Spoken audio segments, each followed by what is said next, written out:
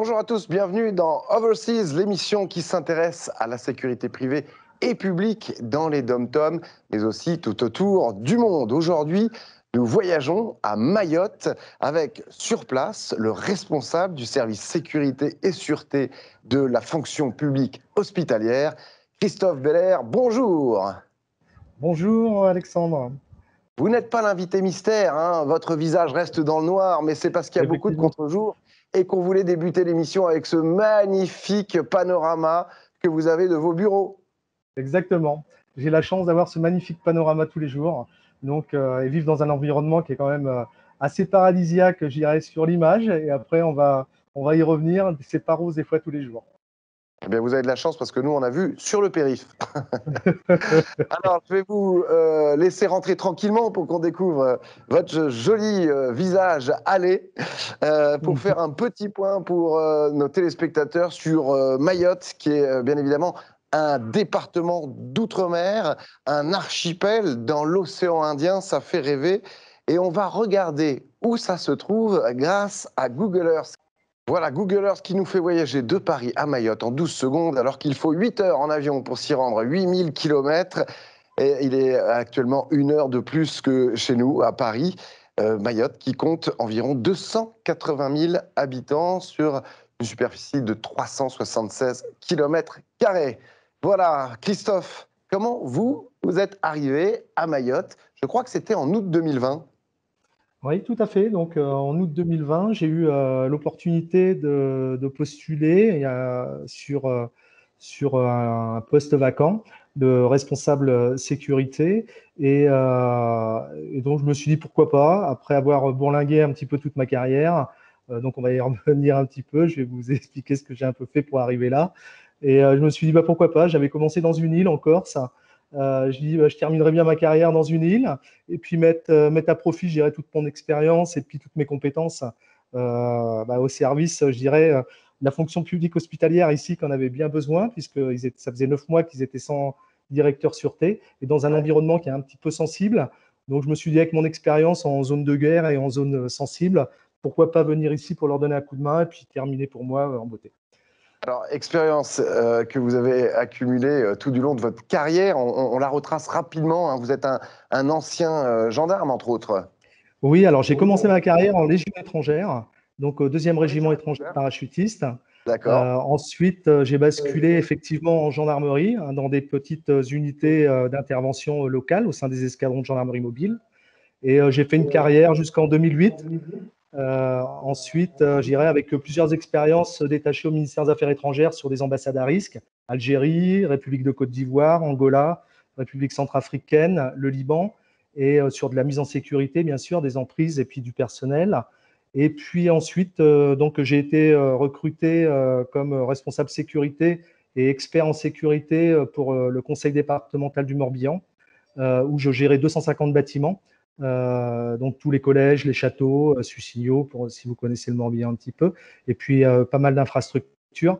Et est arrivé en 2020 ce poste qui s'est libéré, et l'envie avec cette crise, je dirais malheureusement que l'on vit actuellement, l'envie de sortir de ce contexte un peu de grisaille, et sans réfléchir, en l'espace de 3 mois, je suis parti. Alors, Légion, Corse, j'imagine que vous étiez à Calvi. J'étais à Calvi, au 2e régiment étranger de parachutistes. Exactement, dans les hauteurs de Calvi, et que vous avez fêté très récemment la fête de Cameron. Exactement, le 30 avril. Exactement. Alors, aujourd'hui, quelles sont vos missions en tant que responsable du service sécurité et sûreté au sein des infrastructures de la fonction publique hospitalière? J'imagine que ça englobe un certain nombre d'hôpitaux? Oui, alors effectivement, sur Mayotte, c'est pas un hôpital, même si Mayotte est, je dirais, on a l'impression que c'est petit, hein, vous l'avez dit en préambule, 376 mètres carrés, 170 km de pourtour, donc on fait très vite le tour, on fait très vite la transversalité en kilomètres, parce que c'est comme un petit peu quand vous vous promenez en Corse, tout se compte, non pas, je dirais, en temps, hein, du moins en kilomètres, mais en temps. C'est très très long ici, énormément de circulation, comme dans toutes les petites îles. Et Mayotte donc a besoin, du fait de ces problèmes de circulation et de personnes qui n'ont pas, je dirais, les moyens de pouvoir se déplacer, d'aller au plus près de la population. Donc, si bien que Mayotte est répartie avec 5 hôpitaux, Donc un hôpital principal qui est à Mamoudzou, hein, donc le chef-lieu. Ensuite, on a un hôpital dans le nord, donc sur Dzoumogné, un hôpital dans le centre, sur Kahani, et un hôpital dans le sud, sur Mramadoudou. Et le 5e hôpital est un nouvel hôpital sur Petite Terre, parce que Mayotte, c'est 2 îles, Petite Terre et Grande Terre. Quand on atterrit à Mayotte, on atterrit sur Petite Terre. Et je dirais, le voyage n'est pas fini, parce qu'après, il faut prendre une barge, hein, un bateau, pour venir sur la Grande Terre. Donc, c'est vraiment, vous parliez de 8 heures, mais on est plus sur 11, voire 12, mais avec tous les moyens de transport réunis, taxi, bateau, avion. Donc, vous avez tout fait dans la même journée, c'est fantastique.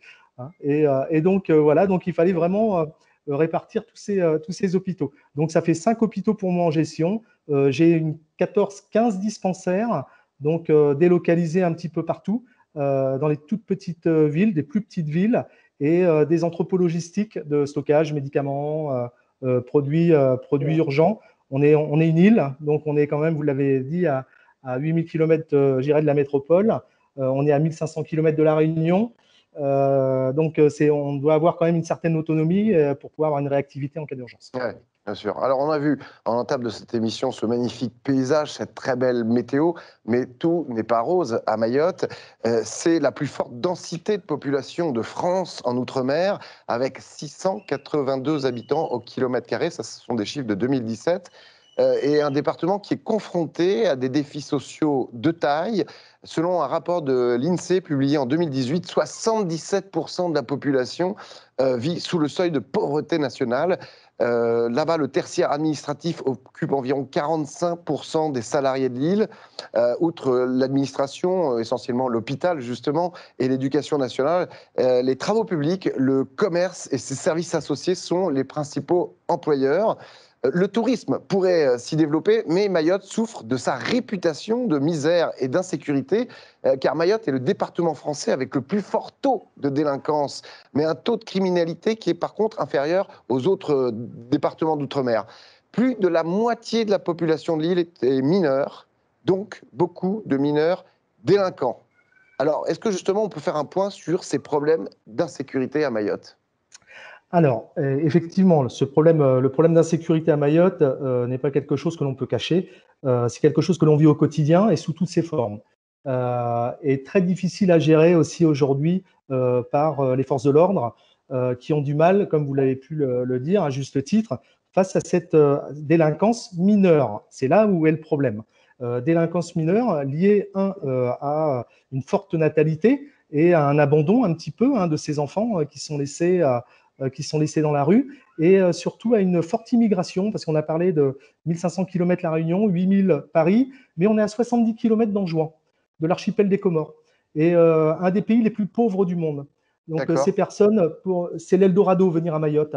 Donc on a de l'immigration permanente avec les kwassa-kwassa, ce qu'on appelle les bateaux, qui viennent plusieurs par jour, de jour comme de nuit, pour chercher, je dirais, l'Eldorado sur Mayotte. Et c'est population de jeunes se réfugient un peu partout, grossissent la population. Vous avez parlé de 260 000, on serait plus aujourd'hui x2. Et la densité est impressionnante, si bien qu'aujourd'hui, les bidonvilles, ce qu'on appelle ici les bangas, touchent les résidences, et que la fracture, voilà, et la fracture, les résidences, les quartiers résidentiels, et la fracture sociale est là, puisque d'un côté, on a ceux qui ont de l'argent et d'autres qui n'en ont pas. Et ces enfants qui sont laissés, je dirais, à l'abandon, n'ont aucun repère, mais ils n'ont pas repère aussi du bien et du mal. Ils ne savent pas ce qu'ils font. Et c'est là que ça part en vrille, vraiment, et où on a du mal, et les forces de l'ordre ont du mal à contrôler. Pourquoi ? Parce que ces jeunes-là, ça va des agressions coupeurs de route, comme c'est en train de se passer cet après-midi sur le nord, où on a des informations, il faut prévenir tous les transports sanitaires, etc., le personnel de passer par le centre ou le sud pour pouvoir regagner le nord ou les hôpitaux du nord. Et ça va jusqu'à cambriolage, les agressions directes au couteau, les carjackings ou les vols de scooters, et les agressions de femmes dans les rues ou de petits groupes de rando. Voilà. Mais ça, c'est au quotidien. Au quotidien. Vous confirmez le fait que le taux de criminalité est inférieur aux autres départements d'outre-mer? Ce n'est pas la principale préoccupation? ou pas Alors, encore? si vous voulez, après, c'est une très grosse préoccupation du gouvernement, puisqu'on a énormément de renforts de gendarmerie et de police qui arrivent. Dans les effectifs, il y a énormément d'effectifs qui a été renouvelé ces derniers temps, avec un chef de corps de la gendarmerie, colonel Capel, qui est quelqu'un qui, je dirais, qui a une certaine expérience, qui est très réputé dans le milieu, hein, pour être très carré et très professionnel. Pareil, nous avons un nouveau chef de la police qui vient d'arriver, donc qui a pris en compte un directeur territorial, qui a pris en compte et qui est en train de reprendre un petit peu toutes les articulations et le fonctionnement par rapport à cette délinquance, hein, Mmh. qui est très mouvante, hein. C'est très très difficile pour des forces de l'ordre d'être en face de gamins avec des pierres. Combien il y a de forces de l'ordre justement sur l'île en termes de Alors, police et de gendarmerie? écoutez, je vais pas vous dire de bêtises. Je sais que les renforts gendarmerie sont tels qu'aujourd'hui, il n'y a même plus d'infrastructure pour pouvoir les loger. Ah oui, d'accord. Donc, et au niveau police, après, c'est plus, je dirais, si on renforce sur Mamoudzou, hein, la capitale, pour essayer de contenir une insécurité qui était pendant un moment galopante, Ouais. où on n'était plus en sécurité, hein, que ce soit dans les appartements ou dans les bureaux. Et c'était du cambriolage ou de l'agression directe à votre domicile au quotidien. Ça, Alors, c'est en train de régresser. quels sont justement les défis pour les directeurs sécurité des entreprises de Mayotte? Alors, justement, bah, c'est de s'appuyer sur la problématique locale et rencontrée par les forces de l'ordre, les forces de l'État, et essayer pour nous de contrer, je dirais, cette problématique qui est de l'agression, hein, sur de l'accompagnement, les cambriolages qui sont sur les mises en sécurité des bâtiments, des locaux, mais aussi la protection du personnel, la soignant, Oui, qui est très très difficile parce que bien sûr, même si c'est un délinquant, s'il est blessé, on ne va pas le laisser dehors, à être dans la rue. Bien sûr, il faut le soigner, il faut le faire rentrer. Il y a des continuités d'agression. Donc, on a des accompagnements qui sont faits par des sociétés de sécurité privées. Donc, ouais, on va en parler, que l'on fait nous travailler, hein, parce ouais, qu'au niveau des fonctionnaires, il n'y a pas ces spécialités. C'est bien sûr. sûreté ou protection de personnalité, ça n'existe pas. Donc, on externalise ces missions. Donc j'imagine que c'est le même problème pour les autres directeurs sécu qui sont dans d'autres secteurs, que ce soit bancaire, BTP ou autres. Oui, alors, nous, on le fait vraiment parce que, comme vous l'avez noté, le centre hospitalier de Mayotte, c'est l'un des plus gros employeurs de l'île en matière de personnel, et dispersé sur l'intégralité de l'île par rapport aux hôpitaux, hein, quand même, qui sont assez importants, des délais de route avec des trajets, avec des transversalités sur l'île et des trajets assez dangereux. Donc, là, on parle du personnel, mais on parle surtout des transports sanitaires. Mmh. Euh, L'aéroport était sur Petite Terre à Dzaoudzi, mais après, tout se fait par la route. Un peu par hélicoptère, mais on n'a pas d'autorisation de voler la nuit ici. Donc, D'accord. c'est les véhicules. Et les véhicules avec les coupeurs de route, que ce soit un véhicule sanitaire ou un véhicule personnel, on ne voit pas la différence. Sauf qu'il y a des personnes, des fois, qui sont mourantes à l'intérieur ou qui ont besoin immédiatement de soins. Donc là, on fait des escortes et là, on travaille de temps en temps avec les forces de l'ordre. Très bien. Avant justement de parler de sécurité privée, vous parliez des Comores donc, qui débarquaient à Mayotte. Et j'imagine que quelque part, Mayotte est aussi une partie du pont vers La Réunion. Oui, alors c'est une partie du pont vers La Réunion, c'est une partie aussi, on n'est pas trop loin de Madagascar, donc Mmh. on a pas mal de mouvements aussi de ce côté-là, et on est aussi à 1000 km des côtes africaines, donc le Mozambique, hein, Ouais, qui c'est est en ça. face. Hein. Ouais, ouais. Donc on a, dans cette immigration, je dirais, clandestine, on a beaucoup bien sûr de Comoriens, hein, et d'Anjouanais en grande majorité, plutôt que des grandes Comores, mais aussi on a je dirais, des Africains de la région des Grands Lacs, et ça c'est marrant. Hein. Donc, qui viennent un petit peu ici, je dirais après, soit pour essayer de trouver du travail, pour avoir des cartes de séjour, et après, c'est un pont pour la métropole, ou effectivement pour partir sur la Réunion. D'accord. Alors, on va parler justement de sécurité privée. En juin 2020, après 2 mois de confinement, le journal Mayotte Hebdo nous apprenait que si presque tous les secteurs, bien sûr, étaient touchés, la sécurité privée tirait plutôt bien son épingle du jeu et se développait de plus en plus, mais devait s'adapter justement à une délinquance de plus en plus violente. Est-ce que vous pouvez justement nous expliquer comment se développe la sécurité privée à Mayotte? Oui, alors effectivement, ce qu'avaient relevé à l'époque les journalistes est tout à fait vrai, hein, aujourd'hui, puisque je suis en plein dedans, puisque je suis en train de lancer un marché public, un renouvellement, et on s'aperçoit que par rapport à la délinquance actuelle et cette montée de violence, hein, de plus en plus je dirais, dures sur les agressions. Hein. Je vais pas en faire état, mais je peux vous assurer que des fois, il y a des agressions qui sont très, très barbares. Pour protéger nos personnels et nos établissements, nous sommes obligés de demander un petit peu plus aux sociétés de sécurité. Alors, c'est là que, justement, on s'aperçoit que il va falloir un petit peu pour les sociétés de sécurité privée d'aller un peu de l'avant et de suivre un peu, je dirais, l'évolution. Parce qu'aujourd'hui, les sociétés, il y en a une dizaine sur Mayotte qui se partagent le marché. Il y a de plus en plus de demandes de mise en sécurité des locaux, mais aussi en protection de personnes, ou en protection tout simplement pour assurer la continuité des activités. Que ce soit, comme vous le disiez, les commerces, le rectorat par les collèges, ou tout simplement les lycées, mais aussi les grandes surfaces.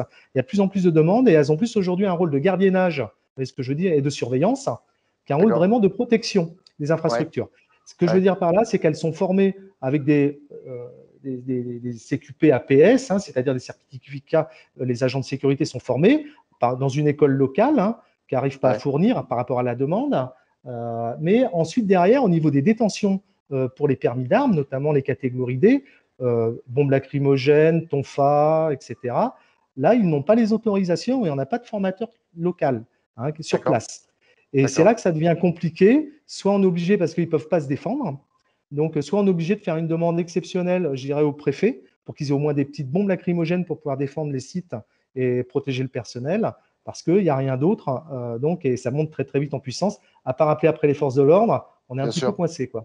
Bien sûr. C'est intéressant ce que vous nous dites parce que justement, encore une fois, dans Mayotte Hebdo, il y avait un interview de Mohamed Ousni, qui est directeur de la société GSPM, qui a été lancée en 2014 et qui est la filiale d'un groupe birégional soutenu par des associés de métropole et qui a affirmé justement que Mayotte était un marché très important. Compte tenu de tout ce qui se passe sur le département, il estime que c'est un vrai métier d'avenir à Mayotte, mais souligne aussi qu'il avait reçu des demandes supplémentaires durant la crise sanitaire parce que des grosses entreprises comme, on peut les citer, Cola ou Total, avaient souhaité mettre des agents en plus, à tel point que ce garçon qui emploie 80 salariés sur 21 sites à travers l'île a même créé lui-même, et ça rejoint ce que vous disiez, son centre de formation du fait de la hausse de la demande, mais surtout d'un besoin d'agents mieux formés, car ils sont pris maintenant pour cible par les délinquants. Tout à fait. C'est tout à fait ça. Et effectivement, sur Mayotte, il y a même une société de sécurité par rapport à la demande grandissante et pour, j'irais, pallier certaines exactions de ces enfants laissés libres à faire plein de délits, une école de formation d'agents cynophiles. Donc ça, c'est récent. Et ça permet, voilà, avec des chiens. Et donc, ça permet sur certains sites d'avoir une meilleure protection, notamment sur des sites qui sont assez éparses, assez étendus, où on a des clôtures qui sont très végétalisées, avec ici, c'est très, très vert, donc avec des zones d'ombre. Donc, ça permet, le chien apporte une sécurité supplémentaire. Après, à la sécurité, je dirais, passive, caméra, etc., que l'on a en place ou que on va en parler de ces nouvelles technologies. C'est vrai que le chien fait peur. Et cette idée de permettre aux agents d'être armés d'armes non létales sous condition d'avoir suivi une formation, est-ce que c'est une idée dans l'air il semblerait, en tout cas. Oui, alors c'est intéressant pour les agents, parce que ça les rassure. C'est pas facile de temps en temps qu'on a le temps pour eux, notamment dans le centre de l'île, où on sait qu'à une certaine heure de la nuit, on aura du mal à avoir du renfort, parce qu'il suffit de bloquer les axes, on se retrouve un peu seul, que ce soit même pour les forces de l'ordre. Si les forces de l'ordre se font bloquer, elles ne passent pas. Donc, quand on a un gros problème, ça devient vraiment compliqué. Et donc, l'organisation est faite de telle manière qu'on puisse protéger les lieux, mais que ces agents puissent se protéger aujourd'hui. Et c'est vrai que s'ils avaient un petit peu plus, je dirais, de formation et une utilisation de certaines armes non létales, ils se sentiraient, plus rassurés, et on pourrait avoir des missions un petit peu différentes, soit sur de l'accompagnement des agents, ou des mises en protection qui dissuaderaient cette jeunesse qui est en perdition ici. Alors, on a abordé le sujet de la nouvelle technologie. Justement, déjà, pour commencer, en termes de 3G, 4G, fibre, à ce niveau-là, l'île est plutôt bien servie ou pas? Alors non, on est un petit peu à la traîne. Alors la fibre est arrivée, je dirais, sur les grands besoins, l'aéroport, le conseil départemental hein, pour les collèges, le rectorat, etc. Sur l'hôpital, ça tend à se développer, mais on a encore des petits soucis. Notamment, on est en train de revoir tous les contrôles d'accès un petit peu pour pouvoir piloter tout ça à distance. Et on a des petites carences hein, parce que justement, on n'a pas assez de débit. Après, concernant tout ce qui est 3G, 4G, ça fonctionne pas trop mal. Deux réseaux, SFR et Orange, qui couvrent l'île. On pourrait monter quand même un petit peu plus en débit, mais je dirais pour l'instant, on n'a pas trop à se plaindre au niveau GSM. Hein. Donc, une Alors grosse après, utilité. Ouais. Ouais, je vous en prie. On utilise plus aujourd'hui, je dirais, la technologie GSM, on va y venir après pour les nouvelles technologies, entre guillemets, alarme, renvoi d'alarme, etc., que la fibre. Hein. Mais on l'anticipe. Ouais. Bien sûr. Alors justement, vous abordez ce sujet qui sont les autres technologies, nouvelles technologies qui peuvent servir la sécurité publique, la sécurité privée. Bien évidemment, vous citiez les caméras, la télésurveillance. Qu'est-ce qu'on essaie de développer d'autre sur l'île pour essayer d'aider justement que ce soit la sécurité publique ou privée? Alors, on essaye de développer ce qu'il y a. Alors, ici, la présence humaine est très rassurante. Alors, même si on a de la technologie, de la nouvelle technologie, la mentalité de l'île, c'est pour ça que vous disiez que les sociétés de sécurité ont de beaux jours devant elles et la part du marché va grossir, et ça, c'est une certitude. Et aujourd'hui, je dirais, la part du gâteau, tout le monde peut en profiter parce qu'il y en a suffisamment, parce qu'il y a besoin de cette présence terrain. Les gens ne sont pas encore dans l'esprit, comme nous, on peut l'être un peu plus en métropole, où on a une utilisation un peu plus fine, parce que, la fibre est mieux développée, les nouvelles technologies, je dirais, on est mieux formé, tout simplement parce qu'on a de l'accompagnement ou de la possibilité. Hein, ici, je ne dirais pas que c'est compliqué, mais en plus, avec la crise Covid, faut aller en métropole pour se former, ou alors faut qu'il y ait des formateurs qui viennent sur l'île. Donc, tout ça, je dirais, ça met des freins. Et on s'en tient un petit peu à ce que l'on a et comment on peut l'utiliser. Mais aujourd'hui, on a les caméras, donc de très bonne qualité. On a des centres de supervision pour moi qui sont sur les postes de sécurité des hôpitaux, donc parce que j'ai des présences 24/24, donc j'ai en permanence un visionnage des images. On a un enregistrement, donc on travaille avec les forces de l'ordre, éventuellement quand il y a des exactions pour amener à la vérité hein, ou des agressions, amener à la vérité ou tout simplement résoudre une enquête hein, par réquisition des images, comme dans le cadre de la loi, ça peut se faire en sécurité publique. Et puis après, on a tout ce qui est alarme et intervention sur alarme, intervention humaine par des sociétés de sécurité, où on le fait non pas par des centres de télésurveillance, mais par des astreintes de sociétés de sécurité et des renvois GSM. Donc, on a des alarmes qui renvoient par des modules GSM. C'est pour ça que je vous dis, ça fonctionne. On n'a pas de zone blanche. Hein. Ouais. Moi, je suis breton, j'ai des zones blanches en Bretagne. Et là, il n'y en a pas une seule. Pas Mayotte.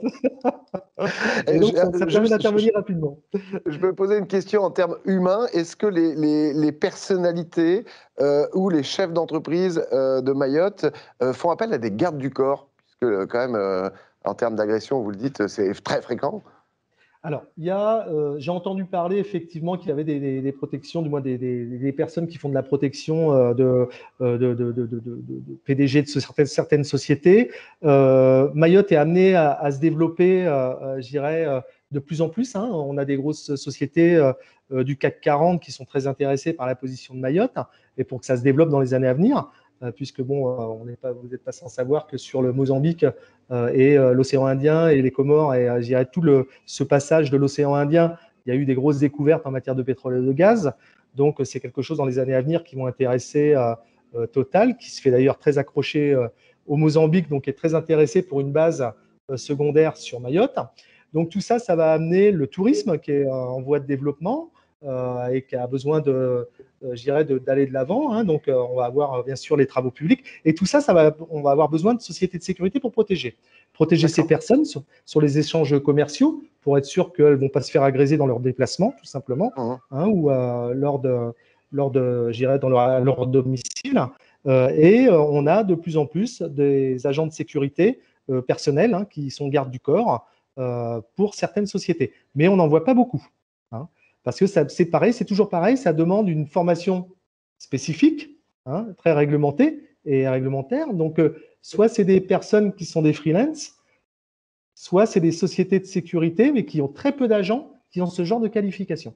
Hein, soit des anciens légionnaires qui sont sur place, parce qu'on a un régiment de légion étrangère qui est à Mayotte, Donc, soit d'anciens légionnaires qui sont recrutés, soit d'anciens militaires ou des Mahorais, je dirais, d'origine, qui ont fait une carrière au sein de l'armée française et qui reviennent à la retraite sur leur île et qui, par le biais de leur expérience et de leurs compétences, je dirais, intègrent ces sociétés de sécurité privée.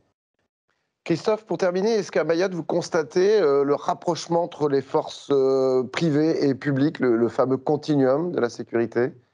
Non, alors, il y a encore un peu il devrait se mettre en place nécessairement, alors. Oui, il devrait se mettre en place nécessairement. Il y a quelques conventions, un petit peu, j'ai eu vent, quelques conventions qui pourraient voir le jour très prochainement. Mais c'est vrai que ce n'est pas encore dans l'esprit de travailler vraiment en collaboration et de mettre un peu plus de personnes sur le terrain pour faire un maillage plus sécuritaire dans une globalité, quoi, avec gendarmerie, police, forces de sécurité privée, police municipale, tous ces acteurs de la sécurité qui pourraient garantir un peu plus demain la sécurité plutôt qu'aujourd'hui. Merci beaucoup Christophe Beller en direct de Mayotte. Je vous en prie. Très très bonne continuation. Faites suivre le message si vos collègues acteurs de la sécurité à Mayotte souhaitent découvrir les émissions à News Sécurité. C'est sur le tout nouveau site en ligne qui s'affiche sur votre écran www.agoranews-sécurité.fr. Voilà. Merci beaucoup à Benjamin Souhaité, à Soline Squill et à la Dream Team Agora pour préparer toutes ces émissions. À très vite. En attendant, prenez soin de vous. Ciao.